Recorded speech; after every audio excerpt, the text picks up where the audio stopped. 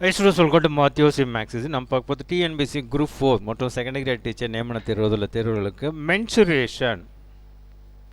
Mensuration அளவியல் previous year questions TNPSC இதுக்கு முந்தின நடந்த டிஎன்பிஎஸ்சி தேர்வுகளில் கேட்கப்பட்ட அளவியல் கணக்குகளை இந்த வீடியோவில் பார்க்கலாம். ஒரு 10 கணக்குகள், ஒரு சில கணக்குகள் அப்படியே ஷார்ட்கட்டாக கொஞ்சம் அப்படியே சொல்லிடலாம், ரைட்டுங்களா?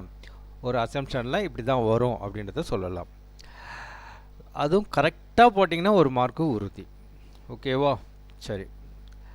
அரைக்கோள வடிவ கிண்ணத்தின் தடிமன், ஒரு கிண்ணம் இருக்குது, அந்த கிண்ணத்தினோட தடிமன் எவ்வளோன்னு பார்த்தீங்கன்னா இந்த மேலே இருக்குது பாருங்கள், இதுதான் தடிமன். அது எவ்வளோ சொல்கிறாங்க அப்படின்னு பார்த்தீங்கன்னா 0.25. இந்த தடிமன் வந்து எவ்வளோன்னு பார்த்தீங்கன்னா 0.25. அதன் உட்புற ஆரம், இங்கேருந்து சென்டர்லேருந்து இந்த உட்புற ஆரம், அதாவது ஸ்மால் ஆர், அது எவ்வளவுன்னு பார்த்தீங்கன்னா 5 சென்டிமீட்டர் எனில் அக்கிண்ணத்தின் வெளிப்புற வலைப்பரப்பை காண்க. அப்படின்னா என்ன அர்த்தம்னா இந்த அவுட்டரை கேட்குறாங்க. ஃபார் எக்ஸாம்பிள் தேங்காய் எடுத்துக்கலாமா? தேங்காவை உடைச்சோம்னா, பாதியாக உடைச்சோம்னா, இது வரைக்கும் நான் தேங்காய் உடச்சிக்கிறேன், கரெக்டாக சரி பாதியாக உடைக்கல, கோணல் மாணலாக தான் உடையும், ரைட்டுங்களா? அப்போ சரி பாதியாக உடைக்கிறவங்களுக்கு இந்த கணக்கு பொருந்தும். இப்போ தேங்காய் சரி பாதியாக உடைக்கிறாங்கன்னு வச்சுக்கோங்களேன், கரெக்டாக உடைக்கிறாங்கன்னா அந்த லேயர் இருக்கும், மேலே ஓடு இருக்கும், உள்ளார இந்த ஒயிட் கலரில் இருக்கும் பார்த்தீங்களா, அது தடிமன் வச்சுக்கலாம். உள்ளே இருக்கிற தேங்காய் வந்து 0.25 சென்டிமீட்டர் தடிமன். இந்த சென்டர்லேருந்து அவுட்டர் ஓடு வரைக்கும் இருக்கிறதுக்கு வந்து 5 சென்டிமீட்டர் உட்புற ஆரம், உள்ளார இருந்து உட்புற ஆரம் வந்து 5 சென்டிமீட்டர். அந்த ஒயிட் போர்ஷனுக்கு அதை போய் இடிக்கிறது வரைக்கும் 5 சென்டிமீட்டர் எனில் அக்கிண்ணத்தின் வெளிப்புற வலைப்பரப்பை காண்க. அதாவது அந்த தேங்காய் ஓடு இருக்குது பார்த்தீங்களா, அந்த தேங்காய் ஓடை உடச்சி பரப்புனா எவ்வளவு பரப்பு வரும்? இந்த தேங்காய் ஓடை நம்மளால் பிரிக்க முடிஞ்சிச்சுன்னா, ரொம்ப சிம்பிளாக சொன்னோன்னா பூசணிக்காய் இருக்குன்னு வச்சுக்கோங்களேன், பூசணிக்காய் தோலை அப்படியே கட் பண்ணி எடுத்து கீழே பரப்புனா என்ன வரும்? அதுக்கு பேர் தான் வலைப்பரப்பு. சாதாரணமாக பரப்பு, பட் அதுக்கு வந்து வளைவாக இருக்கிறதால கர்வ்டு சர்ஃபேஸ் ஏரியா. அப்போ அந்த வலைப்பரப்பு, தேங்காய் ஓட்டுடைய வலைப்பரப்பை கேட்குறாங்க. இப்போது ஒரு கோளத்தின் புறப்பரப்பு அப்படின்னா அதுக்கு என்ன ஃபார்முலா அப்படின்னு பார்த்தீங்கன்னா 4πr². கோளத்துக்கு அப்படின்னு பார்த்தீங்கன்னா 4πr². ஆனால் இங்கே எமி அரைக்கோளம் பாதி ஆயிடுச்சு, அப்போ பாதி பண்ணிக்கிட்டோம்னா 2πr². அப்போது இங்கேருந்து இந்த திக்னஸ் 0.25, இன்னர் ரேடியஸ் ஒரு 5. ஸோ இங்கேருந்து அவுட்டர் ஓடு வரைக்கும் எவ்வளோ இருக்குன்னு பார்த்தீங்கன்னா 5.25 கேபிட்டல் ஆர்.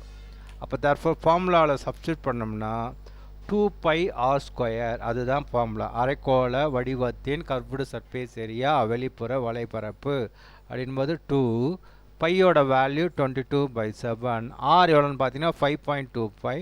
5.25 × 5.25 r². அப்போ இதை எதனா அடிக்க முடியுமா அப்படின்னு பார்த்தீங்கன்னா 7ஆம் வகைப்பாட்டில் அடிச்சு பார்க்கலாமா? 7 7 49, மிச்சம் 3, 35ல் 5, அப்போ 7.5. அப்போ 2 ஒரு 22, 2 ஸ்தானம் தள்ளி வைக்கணும் இல்லைங்களா? அப்போ 0.075. அப்போ இதெல்லாம் உட்காந்து பெருக்கி போட்டு பார்த்தீங்கன்னா என்ன வரும்னு பார்த்தீங்கன்னா 173.25. இதுக்கெலாம் ஷார்ட்கட் கிடையாது, உட்காந்து பெருக்கி போட்டு தான் ஆகணும், ரைட்டுங்களா? உட்காந்து வாய்ப்பாடு பிரகாரம் கணக்கு பண்ணி பெருக்கி போட்டு பார்த்தீங்கன்னா 173.25 கிடைக்கும். அடுத்தது, பின்வருவனற்றுள் ஏபிசி என்ற முக்கோணத்தை உருவாக்க முடியாத விவரம் எது? நம்ம ஏற்கனவே பார்த்துட்டோம் இல்லைங்களா சார் நிறைய. இப்போ இதில் பார்த்தீங்கன்னா ஃபஸ்ட்டு இருக்கிறது பார்த்தீங்கன்னா ஏபி = பிசி = சிஏ. ஒரு முக்கோணம் வரைகிறீங்க, இது ஏபி, இது ஏ, இது பி, இது சி. இந்த பக்கம் இந்த பக்கம் இந்த பக்கம் சிஏ. அப்போ இதுக்கு வந்து சமபக்க முக்கோணம், ஈக்குலேட்ரல் ட்ரையாங்கிள், ரைட்டுங்களா? அப்போ இது அமையும். ரெண்டாவது பார்த்தீங்கன்னா இது என்ன அப்படின்னு பார்த்தீங்கன்னா ஏபி அப்படின்றது ஒரு பங்குன்னு வச்சுக்கலாம், அடுத்தது 2 பங்கு, அடுத்தது 3 பங்கு. பெரியதை விட்டுடுங்க, அடுத்த ரெண்டை கூட்டுங்க. கூட்டினா என்ன ஆகும்? 1 2 3 ஈக்குவலாக வருது. அப்போ இதுதான் அமையாது. சரி, அப்போ டி பார்க்கலாமா? டி பார்த்தீங்கன்னா ஏபி பி இப்படி வச்சுக்கலாம். படம் தப்பாக வரும் இல்லைங்களா? இப்படி வச்சுக்கலாம். ஏ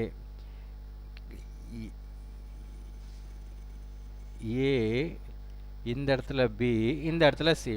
அப்போ ஏபி பிசி, அப்புறமா இது சிஏ. அதாவது ரெண்டு பக்கம் சமம், ரெண்டு பக்கம் சமமாக இருக்குன்னா இது இரு சம பக்க முக்கோணத்தை அமைக்கும். ஓகே, இதுவும் அமையும். இதில் எடுக்கிறோன்னு வச்சுக்கோங்களேன். இதில் பார்த்தீங்கன்னா அப்படியே இதை வேறு மாதிரி போடணும். ரேஷியோ பிரகாரம் போடுவாங்க. ரேஷியோ பிரகாரம் போட்டிங்கன்னு வச்சுங்களேன். 4AB is equal to 2BC is equal to 3CA. இப்போ இந்த இதுக்கு 4 2 3 இதுக்கு என்ன எல்சிஎம் வரும் அப்படின்னு பார்த்தீங்கன்னா 12. எல்சிஎம் இஸ் நத்திங் பட் அந்த எண் என்பது 3 வாய்ப்பாட்லேயும் 3 நம்பர் வாய்ப்பாட்லேயும் வரணும். அப்போது 12 4ஆம் வாய்ப்பாட்டில் வரும். ரைட்டுங்களா? அப்போ 3 4 12. அப்போ இதை எப்படி எழுதுவாங்கன்னா, ரேஷியோ கணக்கில் நிறைய போட்டு பார்த்துருப்பீங்க. அதில் இந்த மாதிரி கணக்கு நீங்கள் பார்த்துருப்பீங்க. இது என்ன ஆகுன்னு பார்த்தீங்கன்னா ஏபி டிவைட் பை 12ஆல் டிவைட் பண்ணணும். இந்த எல்சிஎம் எடுத்துலிங்களா? 4 2 3க்கு எல்சிஎம் 12. ஸோ 12 நீங்கள் கம்பேர் பண்ணிச்சுட்டா இங்கே 3 தடவை. இந்த இடத்துல பிசி 12 இங்கே கம்பேர் பண்ணால் ஓ 2, இந்த இடத்துல 6 தடவை. இந்த இடத்துல சிஏ 12 இங்கே போடுறச்சா ஓர் 3 3 4 3. அப்போ என்ன கிடைக்குது அப்படின்னு பார்த்தீங்கன்னா 1 3 இன்னொன்று 4 இன்னொன்று 6. பெரிய பக்கத்தை விட்டுருங்க. மிச்சம் இருக்கிற சின்னதை கூட்டிங்கன்னா 7. இவரை விட இவர் அதிகமாக இருக்கிறதால இதுவும் முக்கோணத்தை அமைக்கும். அப்போ எது அமைக்காதுன்னு பார்த்தீங்கன்னா பி தான் அமைக்காது. பி கூட நீங்கள் ஒன்றா செக் பண்ணி பார்க்கலாம். ஏ பி, அடுத்தது பிசி, அடுத்தது சிஏ. இங்கே என்ன வரணும்? 2 3 6 வரணும். அப்போ இங்கே பண்ணிங்கன்னா டிவைடட் பை 6. இங்கே பண்ணுறப்ப 3. இந்த இடத்துல பண்ணுறப்ப 3 6. பெரிய பக்கம் 6. இந்த 3 2 கூட்டிங்கன்னா 5. கம்மியாக வருது, முக்கோணத்தை அமைக்காது. ரைட்டுங்களா? ஒரு சின்ன சாதாரண பேசிக் தான். இப்போ இதில் பார்க்குறப்ப ஃபஸ்ட்டு பார்க்கும்போது ஒரு முக்கோணத்துக்கு 3 பக்கம். 3 பக்கமும் இங்கே ஃபஸ்ட்டு ஏவில் பார்த்தீங்கன்னா எல்லாமே ஒரே ஈக்குவல் கொடுத்தாலும் அது சமபக்க முக்கோணம். இந்த இடத்துல பார்த்தீங்கன்னா ஏபி ஈக்குவல் டு பிசி. அப்போ 2 பக்கம் சமம். அப்போ 2 பக்கம் சமம் போது கண்டிப்பாக இரு சமபக்க முக்கோணத்தை அமைக்கும். ரைட்டுங்களா? அப்போ எதை நம்ம செக் பண்ணுற மாதிரி இருக்குன்னா பியும் சியும் செக் பண்ணுற மாதிரி இருக்குது. கேட்ட கேள்வி மென்சுரேஷன். ஆனால் நம்ம யூஸ் பண்ணுறது என்னென்னு பார்த்தீங்கன்னா ரேஷியோ அண்டு ப்ரொப்போர்ஷன். ரைட்டுங்களா? ஓகே, இந்த கணக்கை பார்க்கும்போதே சொல்லிடணும் இது வரும் இது வராது அப்படின்றது. ஒருவேளை அப்படி சொல்ல தெரியலனும் போது இதுதான் இப்படி தான் போட்டு இந்த கணக்குக்கு ஆன்சர் எடுக்கணும். ரைட்டுங்களா? ஓகே, அடுத்தது 2πr சுற்றளவு உள்ள ஒரு வட்டத்தின் பரப்பளவும் ஒரு சதுரத்தின் பரப்பளவும் சமம் எனில், அதாவது இந்த பரப்பு இந்த சதுரத்தினுடைய பரப்புக்கு சமம் சொல்கிறாங்க. இப்போ இங்கே என்ன சொல்கிறாங்கன்னா இந்த வட்டத்தின் சுற்றளவு 2πr அப்படின்னு சொல்கிறாங்க. சுற்றளவு 2πr அப்படின்னா என்னவா இருக்குன்னா ரேடியஸ் ஆர். பொதுவாக நம்மளுக்கு தெரிஞ்சது தானே, ஒரு வட்டத்தின் சுற்றளவுக்கு ஃபார்முலா என்னென்னா 2πr, அதாவது அந்த வட்டத்தினுடைய ஆரம் ஆர்னு அர்த்தம். இப்போ என்ன சொல்கிறாங்கன்னா வட்டத்தின் பரப்பளவுக்கு ஃபார்முலா என்ன? πr². அது வந்து சதுரத்தின் பரப்பளவுக்கு சமம். சதுரத்தின் பரப்பளவுன்றது a². இப்போ கேட்குறது கேள்வி என்னென்னா சதுரத்தின் சுற்றளவு என்ன? சதுரத்துக்கு சுற்றளவுக்கு ஃபார்முலா என்ன? 4a. அப்போ நம்ம என்ன கண்டுபிடிக்கணும்? a கண்டுபிடிக்கணும். அப்போது இதில் πr² = a²னா a = square root of πr². அப்போ therefore a = பைக்கு ரூட் எடுக்க முடியாது, r²க்கு ரூட் எடுத்தால் 6. கேட்கறது சதுரத்தின் சுற்றளவு, தட் இஸ் 4a. அப்போது 4 a எவ்வளோன்னு பார்த்தீங்கன்னா r, அப்புறமா ஒரு √5. இந்த ஆன்சர் எங்கே இருக்குதுன்னு பார்த்தீங்கன்னா டியில் இருக்குது. அடுத்தது 14 மீட்டர் அகலமுடைய ஒரு வட்டமான ஓடுபாதையின் உள் சுற்றளவு. இதுதான் ஓடுபாதைன்னு வச்சுக்கலாம். இதோட இது எவ்வளோன்னு பார்த்தீங்கன்னா அகலம் 14 மீட்டர். உள் ஓடுபாதை அதாவது இதோட சுற்றளவு எவ்வளோ சொல்கிறாங்கன்னா 440 மீட்டர். அப்போ இந்த உள்ளே இருக்கிற இந்த சுற்றளவு 440 மீட்டர் அப்படின்னா அது சின்னதுன்றதால சுற்றளவுக்கு ஃபார்முலா 2πr. அது எவ்வளோ கொடுத்துருக்காங்கன்னா 440. ரைட்டுங்களா? அப்போ 2 பையோட வேல்யூ 22/7. r நம்ம கண்டுபிடிக்கணும் 440.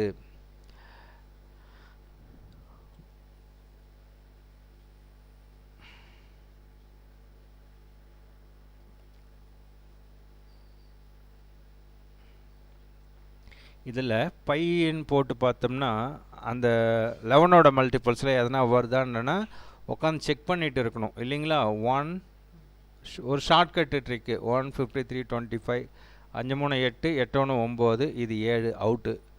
145 25 5 5 10 10 1 11 4 2 6 அவுட்டு.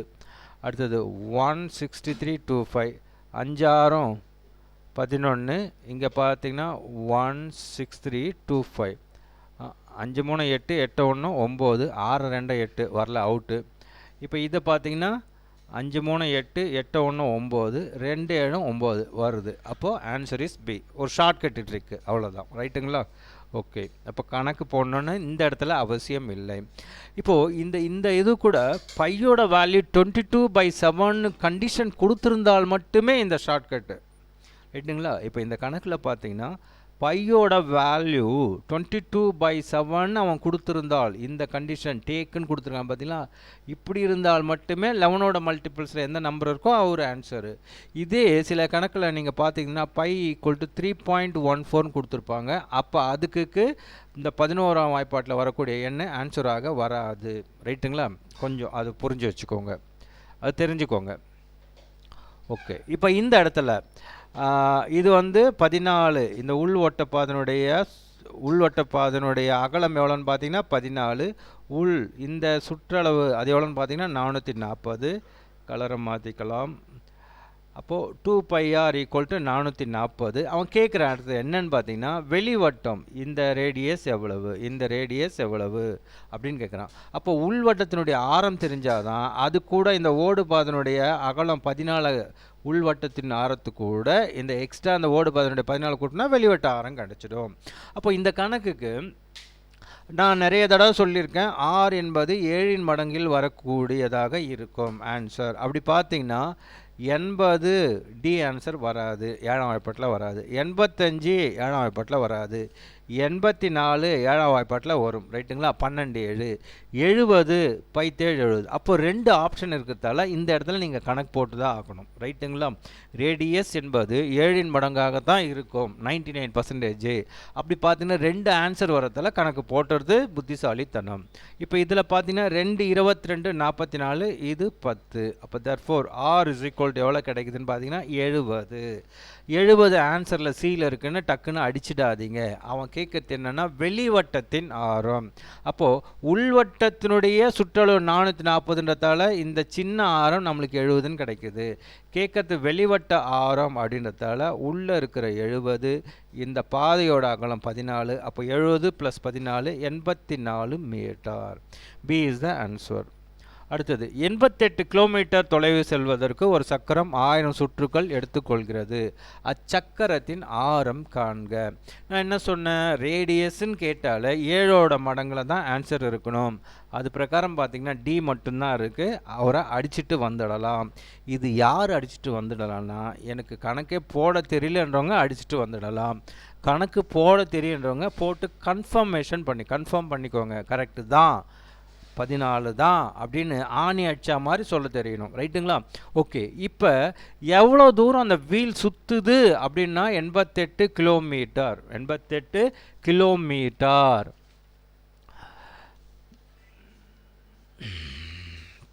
கொஞ்சம்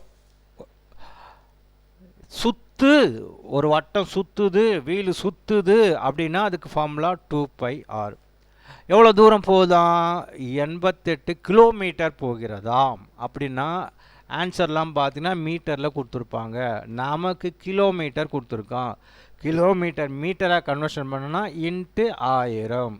1000 மீட்டர் என்பது 1 கிலோமீட்டர். அப்போ 88 கிலோமீட்டர் என்பது 88,000 மீட்டர். ரைட்டுங்களா. 88,000 மீட்டர். இப்போது அவன் என்ன சொல்கிறான்னா இது ஒரு சுற்று தான். ஆனால் எத்தனை சுற்று தான் அந்த சக்கரம், 1000 சுற்றுதுன்னு அவன் கணக்கில் கொடுத்துட்டான். அப்போது இது ஒரு சுற்றுக்கு. அப்போ 1000 சுற்றுனா 1000 தடவை 2πயோட வேல்யூ 22/7.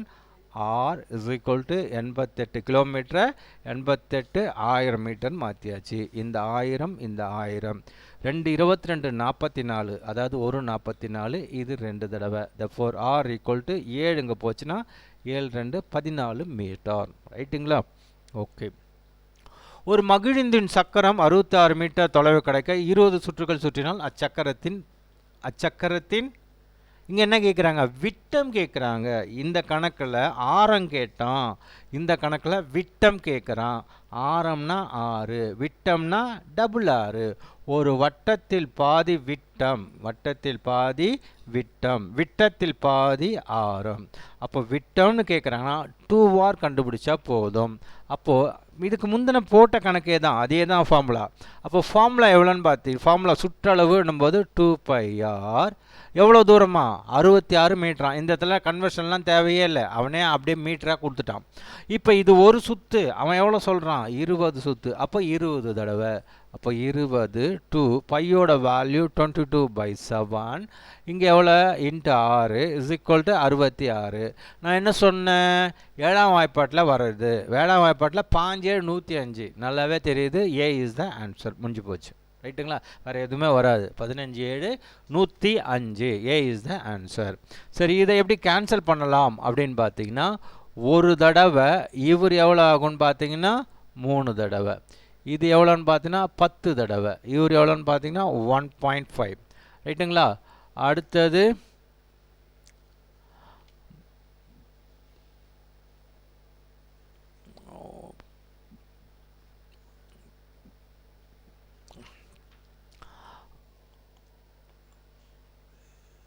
1.5. 7 இங்கே எடுத்துகிட்டு போயிடு. 7 தடவை. இங்கே 6 இருக்குது. இங்கே ஒரு 2 இருக்கும் பார்த்தீங்களா? இந்த 2 இங்கே எடுத்துகிட்டு வரக்கூடாது. ரைட்டுங்களா? ஏன் எடுத்துகிட்டு வரக்கூடாதுன்னா, அவன் விட்டம் கேட்குறான். அதால் 2 6 கூட ஒட்ட வச்சுக்கோங்க. 2r அப்படியே இருக்கட்டும். இந்த 2r அப்படியே இருந்துச்சுன்னா அதுக்கு பேர் தான் விட்டம்.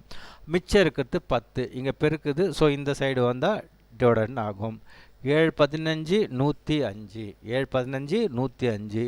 ஒரு ஸ்தானம் தள்ளி வைக்கணும். அப்போ 10.5 டிவைடட் பை 10 பை 10ன்னும் போது மேலே இன்னொரு ஸ்தானம் தள்ளி வச்சுக்கணும். அப்போ 1.05. அப்போ 2r விட்டம் என்பது 1.05. ரைட்டுங்களா? கணக்கில் ஆரம் கேட்கல, என்ன கேட்குறாங்க? விட்டம் தான் கேட்குறாங்க. அப்படி இருக்கும்போது விட்டமும் ஆரம் என்ன இருக்கோ அதே தான் விட்டமாக இருக்கும். ரைட்டுங்களா? ஏன்னா ஆரம் 7 சென்டிமீட்டர், விட்டணும் போது 7 14.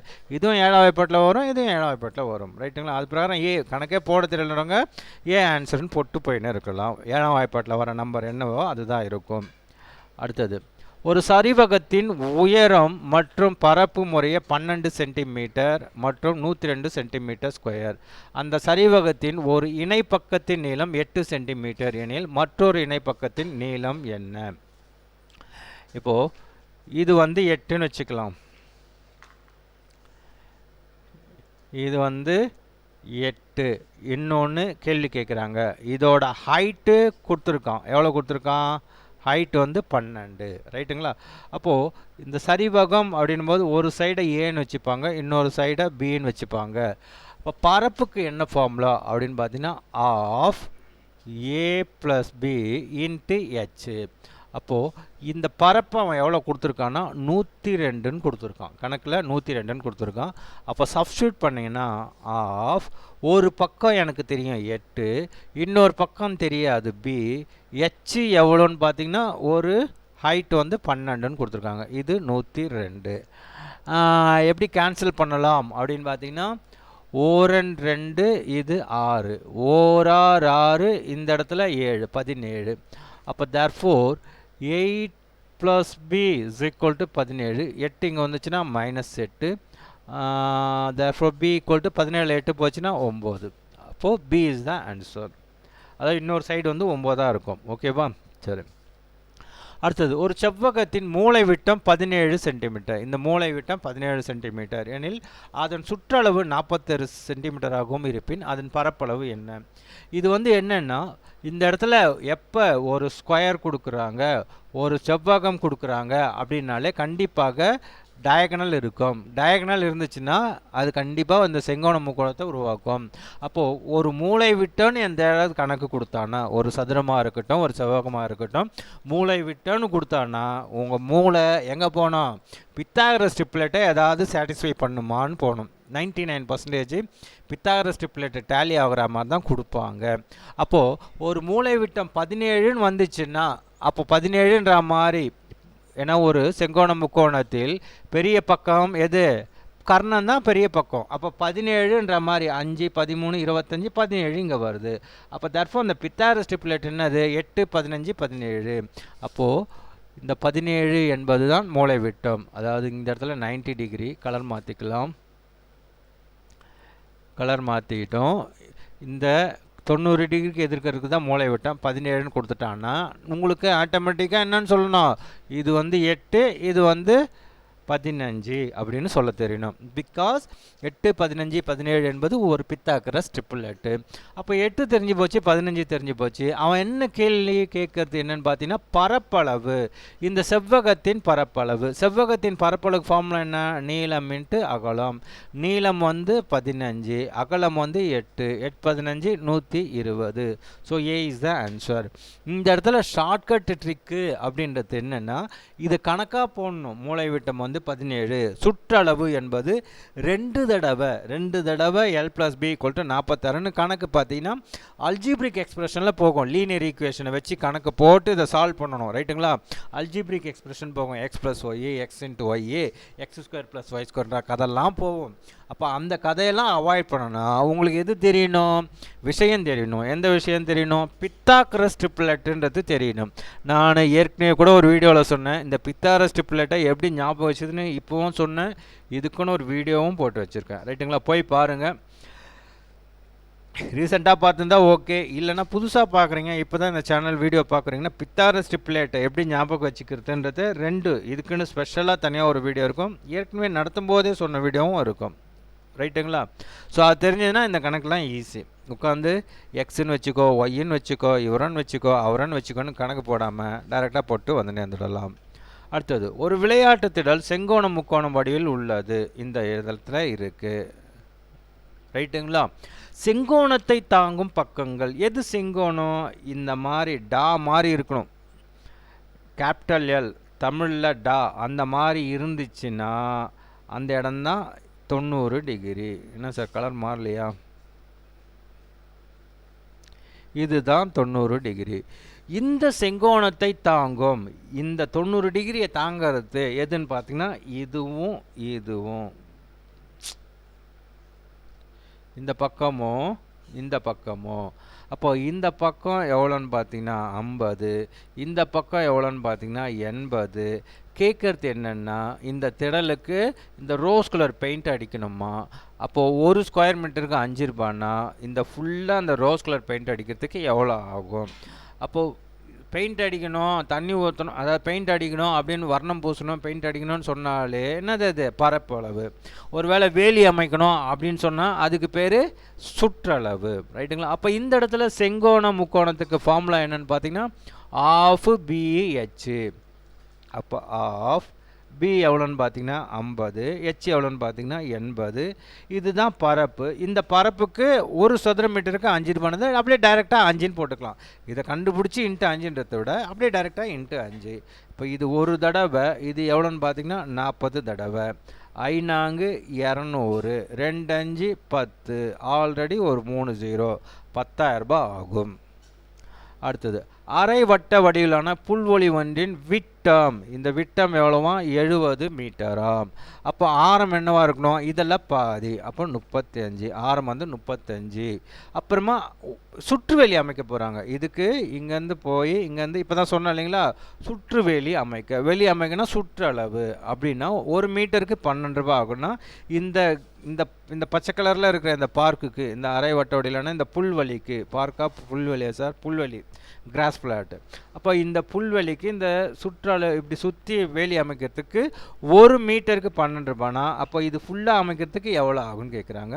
ஷார்ட்கட்டு ட்ரிக்கு என்ன அப்படின்னு பார்த்தீங்கன்னா இந்த இடத்துல ஒரு அரை வட்டத்தின் சுற்றளவுக்கு ஷார்ட்கட் ஃபார்முலா என்னன்னு பார்த்தீங்கன்னா 36/7 6.